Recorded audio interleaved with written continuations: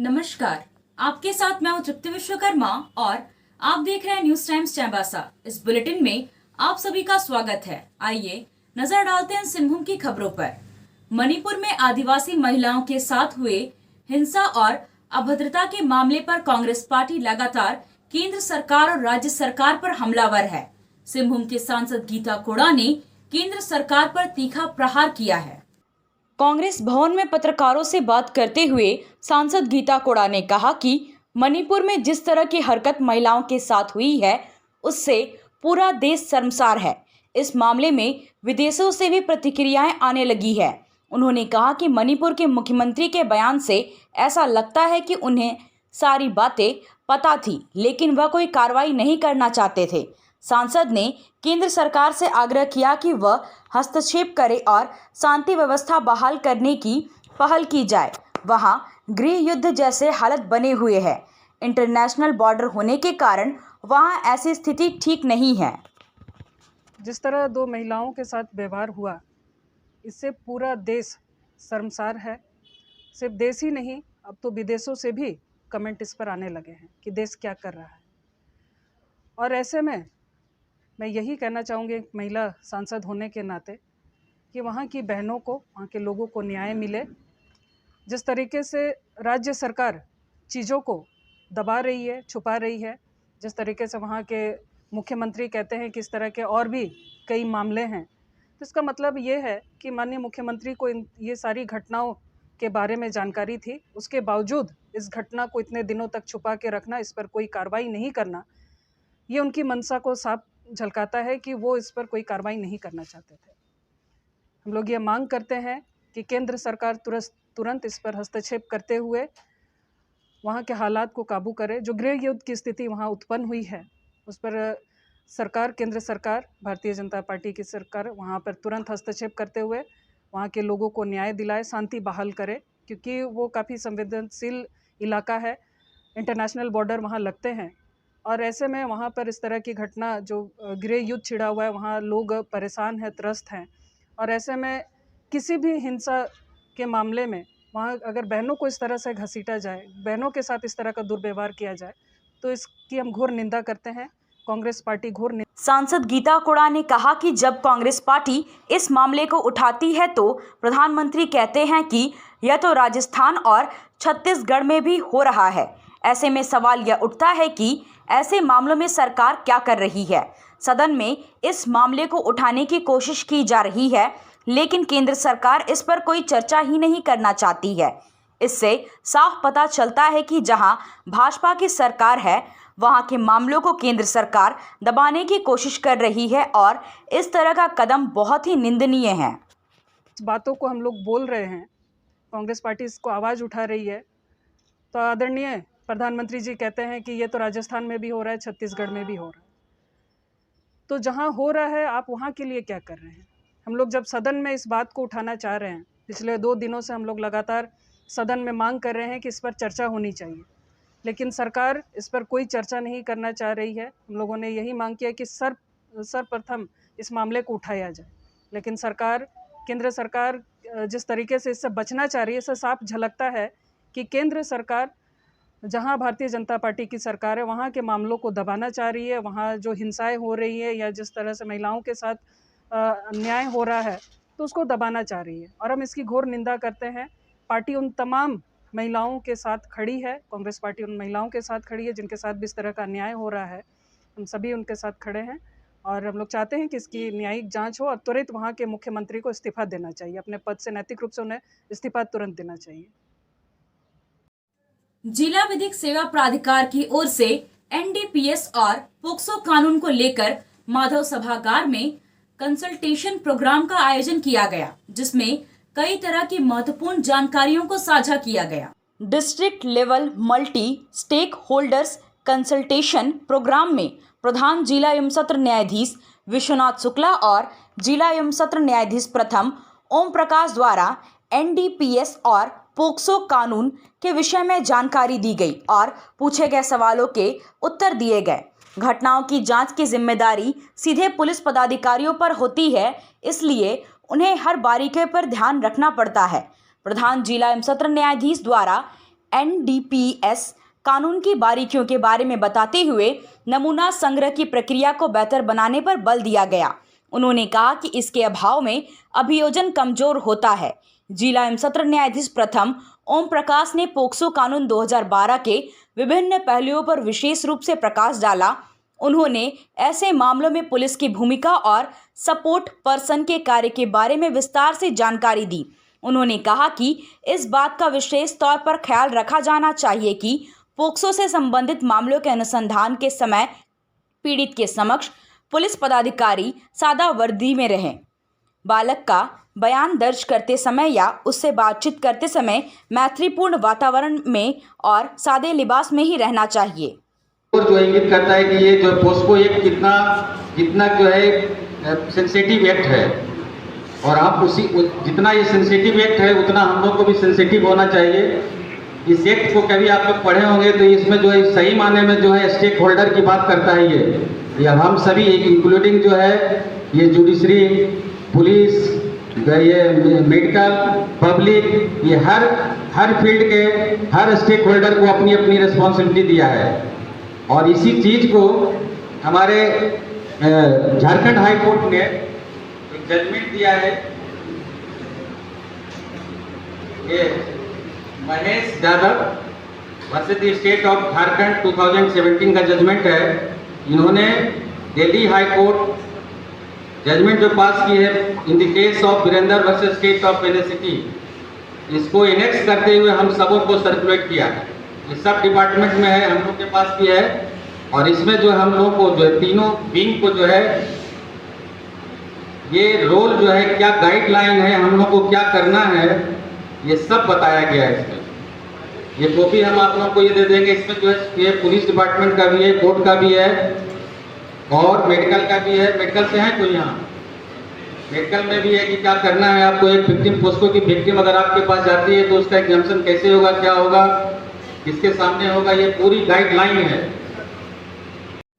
प्रधानमंत्री ग्राम सड़क 3 के तहत टोंटो प्रखंड की 2 अति महत्वपूर्ण जर्जर सड़क का कायाकल्प होगा। एक सागरकट्टा गांव से सान झिकपानी गांव तक 5.50 किलोमीटर पथ निर्माण और दूसरा दोकट्टा गांव से हरिला भाया किंजरा दुंडचू गांव तक 22.10 किलोमीटर पथ निर्माण शामिल है।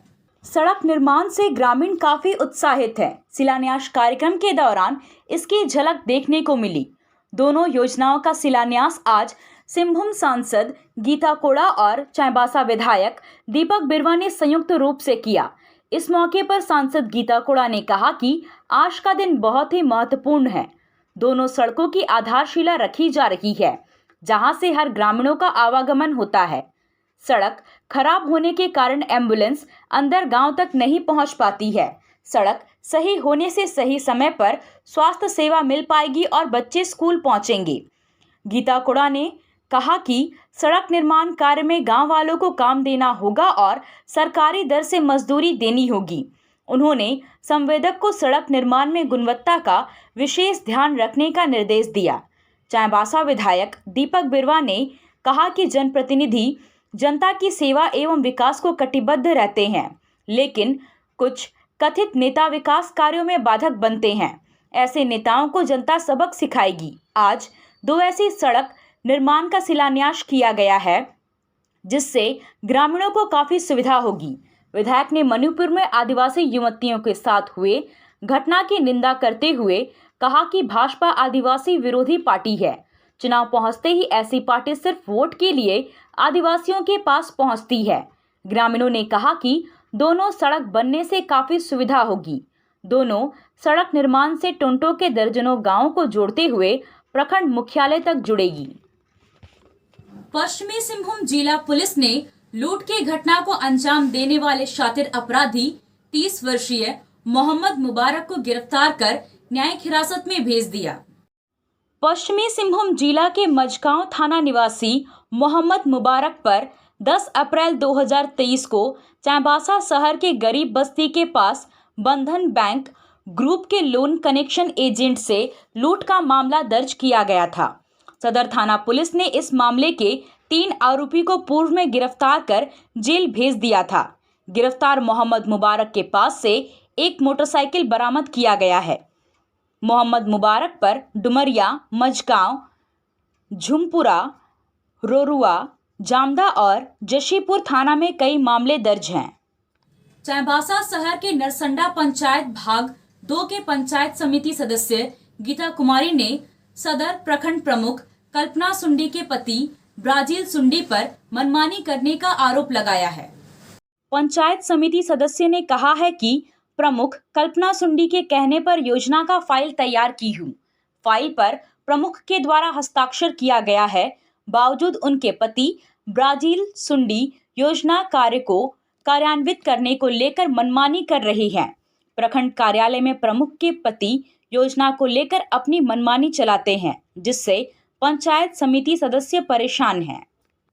रोटरी क्लब चाईबासा का शपथ ग्रहण समारोह शहर के सनशाइन रेस्टोरेंट में मनाया गया। समारोह में मुख्य अतिथि के रूप में रोटरी क्लब के पूर्व अंतर्राष्ट्रीय निदेशक कमल सांधवी मौजूद थे। कार्यक्रम का दीप प्रज्वलित कर उद्घाटन करते हुए कमल सांधवी ने कहा कि जब तक समाज में किसी भी तरह का अभाव है, तब तक सेवा करते रहने की भावना आना ही रोटेरियन की सच्ची पहचान है। रोटरी क्लब समाज के जरूरत के अनुसार हमेशा आगे बढ़कर अपना सेवा कार्य जारी रखेगा।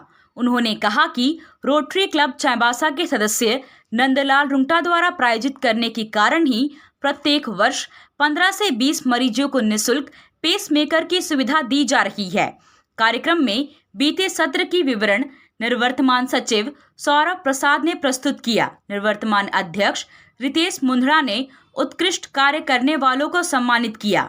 नई टीम का शपथ ग्रहण मुख्य अतिथि के द्वारा कराया गया, जिसमें हीना ठक्कर को अध्यक्ष और हर्ष राज मिश्रा को सचिव बनाया गया। हीना ठक्कर ने नई कार्यकारिणी में रमेश चंद्र दत्तानी को उपाध्यक्ष, दुर्गेश खत्री को सहसचिव, प्रवीण पटेल को कार्यकारी सचिव, कुणाल साव को कोषाध्यक्ष, अमित पोद्दार को सर्जेंट एंड आर्म्स और अनिल शर्मा और वीना मुंद्रा को प्रशिक्षण सहयोगी बनाया है। खेल से जुड़ा कोई भी सामान आपको खरीदना हो तो अब उचित कीमत पर चाईबासा में भी उपलब्ध है। सदर बाजार में FS टावर में अमित स्पोर्ट्स कलेक्शन में खेलकूद का सारा सामान आपको मिलेगा। फुटबॉल, क्रिकेट, वॉलीबॉल, बास्केटबॉल, सभी तरह के खेल से जुड़ा सामान अमित स्पोर्ट्स कलेक्शन में जमशेदपुर से भी कम कीमत पर मिलेगा। इसलिए यहाँ वहाँ भटकने की बजाय सीधे अमित स्पोर्ट्स कलेक्शन में पधारें और गुणवत्ता युक्त सामान ले जाएं। आया आया नीलम शू में स्कूल का पोशाक, लड़का लड़की छोटा बड़ा मिलेगा हर नाम। नीलम शू, जी हाँ, नीलम शू का वादा, दाम कम मजबूती ज्यादा। नीलम शू, राजाबाड़ी गली, सदर बाजार, चाईबासा। आया आया नीलम शू में स्कूल का पोशाक, लड़का लड़की छोटा बड़ा मिलेगा हर नाम। नीलम शू लेकर आया है सभी स्कूलों का स्कूल ड्रेस।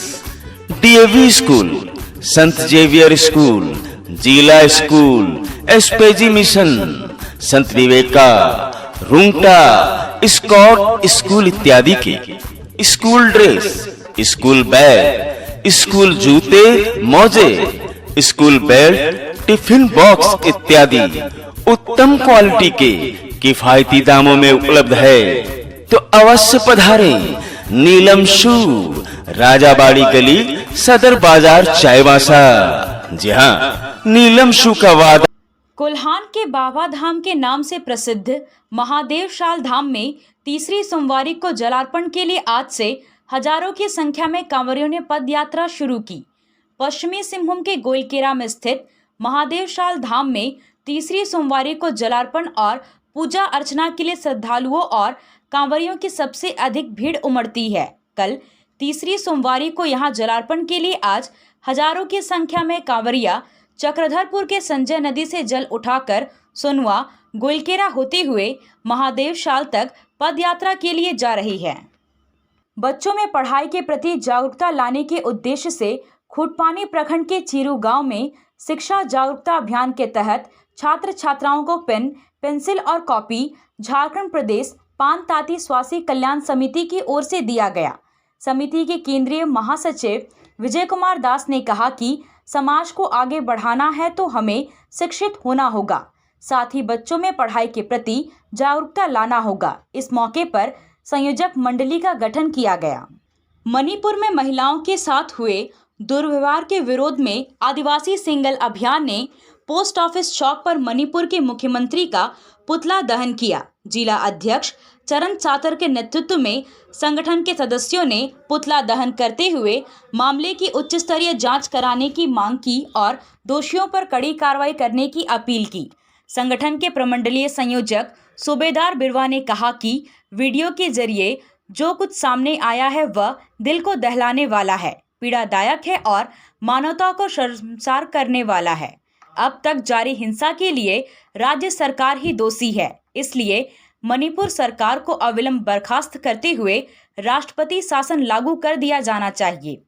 सूबेदार बिरवा ने कहा कि इस पूरे प्रकरण की जांच सीबीआई के जरिए कराई जाए और इसकी निगरानी सुप्रीम कोर्ट के जज के द्वारा की जाए। आपसे फिर मुलाकात होगी कुछ नई खबरों के साथ, तब तक बने रहे हमारे चैनल पर। धन्यवाद।